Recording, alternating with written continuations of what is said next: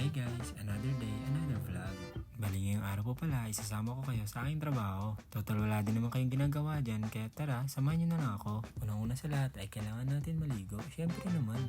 Pagpasensya nyo na guys, ako makalat yung bahay namin. Basta't ang mahalaga.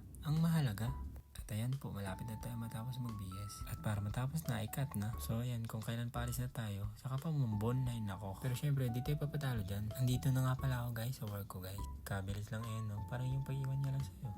Hugot yarn. At syempre, yung una-unang gagawin natin ay ang pagsingil sa mga katrabaho natin na may mga utang. Chawat lang guys. Bali yung nililista ko pala dyan ay yung mga dala kong mga gamit. Tulad ng mga kalabaw at mga kambing. At pagkatapos niyan ay magre-ready na tayo sapagkat mamaya ay may magaganap na matinding warm-up. Balihan po pala ginagawa sa amin kapag ikaw ay pang-umaga. Refill lang para kunwari masipag ka. Pero baka sabihin nyo, chawat lang yan guys ha.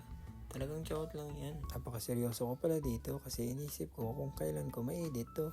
Pero sa totoo niyan, hindi talaga ako seryosong tao. Tingnan nyo, magko-concert yan si Utoy. Ngủ tất cả qua thiên nhá vẫn rằng ai đã là phải nên mà At ayun na nga, malapit na tayo matapos dito. Dahil pagkatapos natin dito, doon na mangyayari ang sinasabi ko kanina na warm up. At ito na nga yun.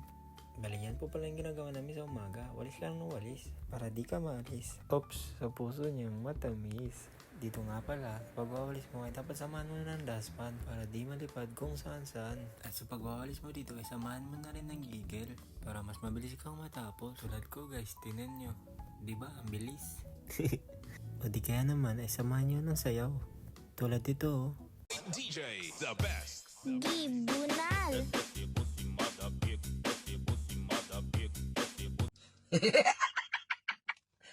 At ayun na nga, yan pala yung mga kasamaan ko guys sa pagwawalis. Yan pala si Joe, yung receipt namin. Ang sabi ko ay mag-hi lang pero yung ginawa niya ay nagpa-cute na. Oh, Blanda na Vaylay. Pasukli oy na Vail. Shoutout sa'yo Joe. At syempre, di talaga tayo papatalo. Nababaliw ka na ba?